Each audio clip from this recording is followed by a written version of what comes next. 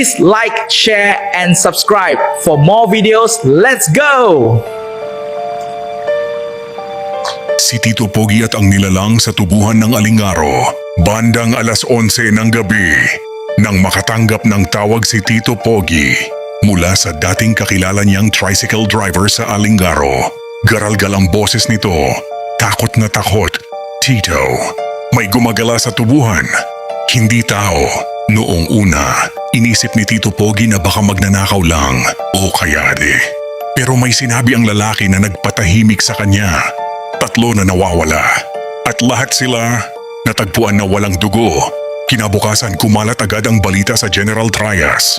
May magsasaka raw na nakita sa gitna ng tubuhan.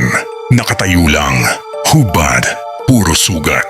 Pero nang lapitan, bigla raw tumakbo ng sobrang bilis. Hindi normal na takbo, parang hayop. At habang tumatakbo, baliktad daw ang paa. Siyempre, pinuntahan yun ni Tito Pogi. Kasama niya si Eric. Pagdating nila sa Alingaro, iba agad ang pakiramdam. Tahimik, masyadong tahimik. Kahit aso walang tahol. Amoy mo? Tanong ni Eric. Tumango si Tito Pogi. May amoy na parang nabubulok na karne. Habang papalalim sila sa tubuhan, nakakita sila ng kalabaw na patay. Pero walang sugat, walang lamang loob. Parang may sumipsip mula sa loob ng katawan nito.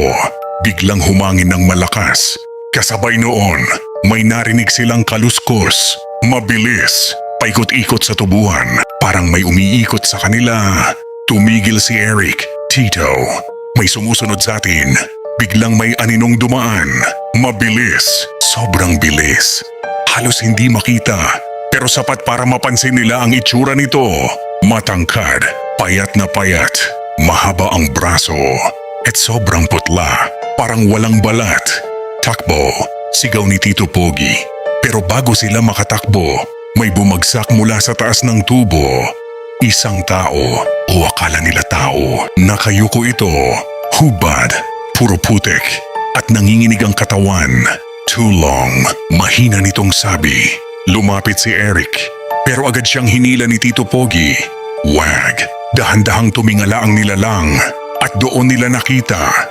Wala itong mata, puro itim lang ang loob ng mukha at ang bibig nito abot hanggang tenga. Ngumiti ito. Pagkatapos, bigla itong gumapang.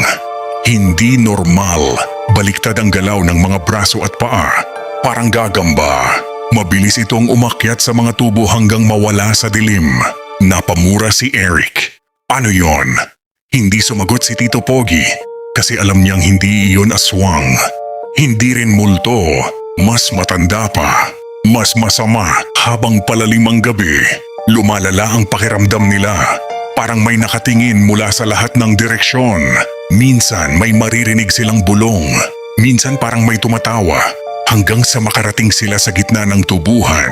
At doon nila nakita, may malaking hukay sa lupa, puno ng buto ng hayop at tao. Sa gitna nito, may kakaibang simbolong nakaukit gamit ang dugo.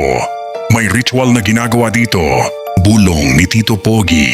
Biglang may humawak kay Eric mula sa ilalim ng tubo. Napasigaw siya habang hinihila paloob sa tubuhan.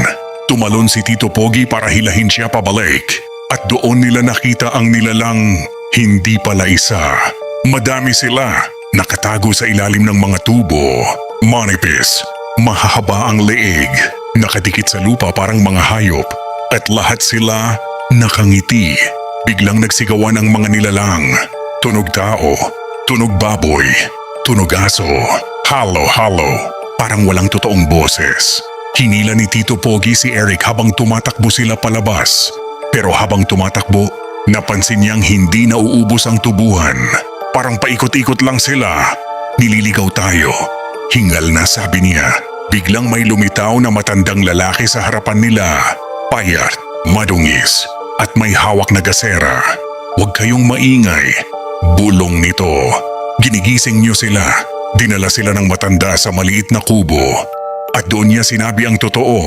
Noong panahon pa raw ng Hapon, may ginawang eksperimento sa ilalim ng Alingaro. May mga taong kinulong sa tunnel sa ilalim ng tubuhan. Pinagutom, pinagpatayan, hanggang sa may kung anong nagbago sa kanila. At hindi sila namatay, mahina niyang sabi. Nagparami sila, nanlamig si Eric. Tao sila, umiling ang matanda. Hindi na, biglang may narinig silang sigaw sa labas. Kasunod ang mabilis na yabag. Paikot-ikot sa kubo at maya-maya may kumatok. Talk, talk, talk. Tahimik silang lahat. Pagkatapos, may boses mula sa labas. Boses ni Eric. Tito, buksan mo. Nanlaki mata ni Eric. Kakuya, nandito ako. Unti-unting napatingin si Tito Pogi sa pinto dahil muli na namang nagsalita ang nasa labas. Pero ngayon, boses na niya mismo ang ginagamit. Tara, labas tayo.